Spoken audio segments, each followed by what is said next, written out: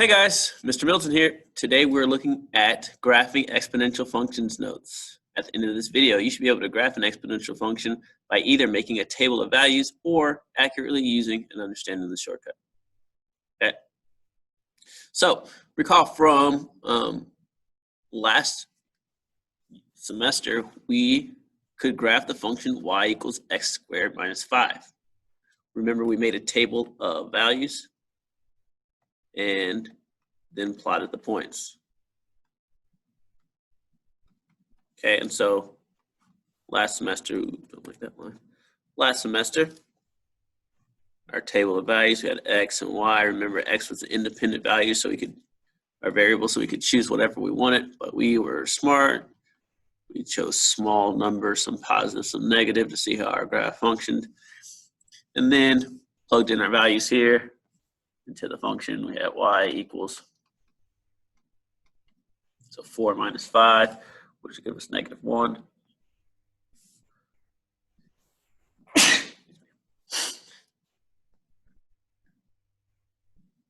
And we did that same thing for each of the terms. So -1 squared minus 5. We did y equals 0 squared minus 5. Y equals 1 squared minus 5. Y equals 2 squared minus 5. Okay, you don't have to write this all out, but since I'm doing it, I'll do it for the notes.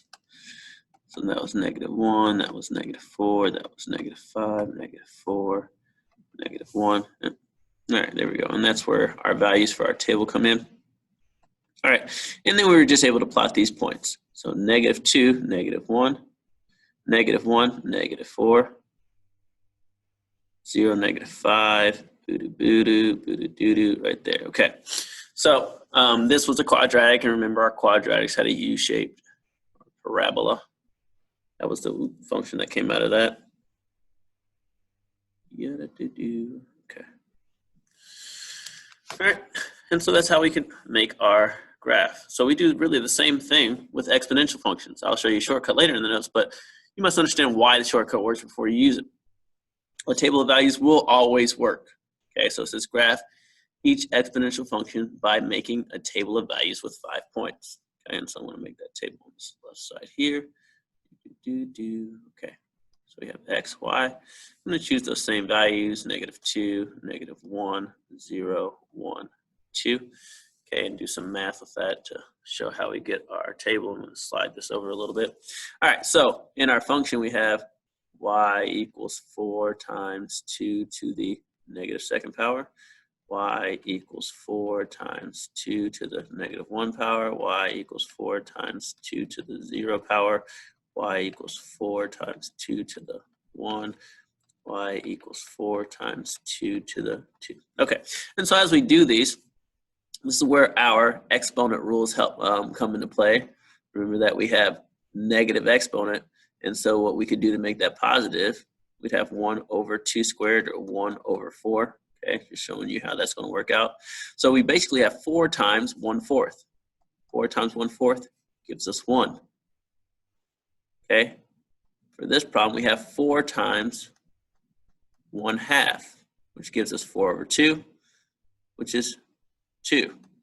We have 4 times 1, which is 4. 4 times 2, which is 8. 4 times 4, which is 16. Okay, so that's all those values, where they come from. And so 1, 2, 4, 8, 16. Okay, plot those points.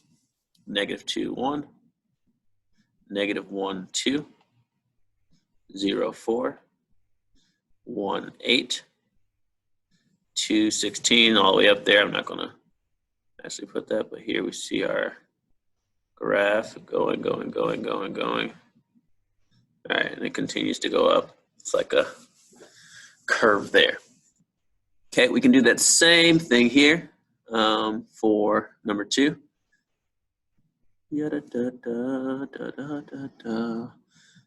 X, y, -2, -1, 0, 1, 2. All right. Now we plug in our points, all that stuff. So Again, we're doing that same thing where we have 9 times 1/3 to the negative second power, 9 times 1/3 to the negative 1, 9 times 1/3 to the 0, 9 times 1/3 to the 1, and the other one 9 times 1/3 to the 2, okay? So as we do that, we have a negative exponent here. We need to move it up to the top, so it's actually going to be 9 times 3 squared, which is 9, gives us 81. 9 times 3, which is 27. 9 times 1, which is 9. 9 times 1/3 gives us 3. 9 times 1/9 gives us 1. Okay, so those are our values for our function, our table. Okay, and so we plot our points 2, 1, 1, 3, 0, 9, and the negatives are all the way off the graph. I made the values, but I won't be able to graph them. Okay, so here we go. All right. So a couple things that you should notice. You look at our graph. Let me back out and make sure. Okay. What do you notice about the a values in each of the previous examples? Let me just write those here. Y equals 4, 2, x. Y equals 9, 1/3, x.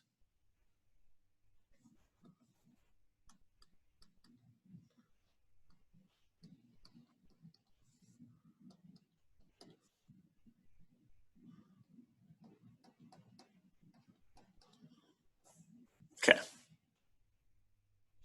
Okay, so here's what you notice about the a values. In our first graph, our a value was 4, and 4 was our y-intercept. On our second value, our a value was 9, and 9 was our y-intercept.